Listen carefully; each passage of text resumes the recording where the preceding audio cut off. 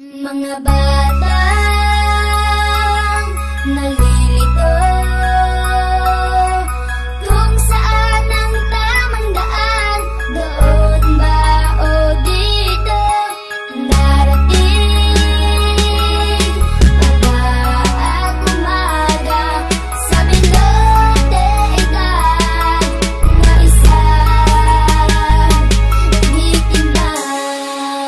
Ako ay 15 anyos, walang buhay na maayos. Lumaki nang walang tatay, namulat pagkatapos kong makita ang kahirapan na nararanasan. Sa aking paligid ay maraming mata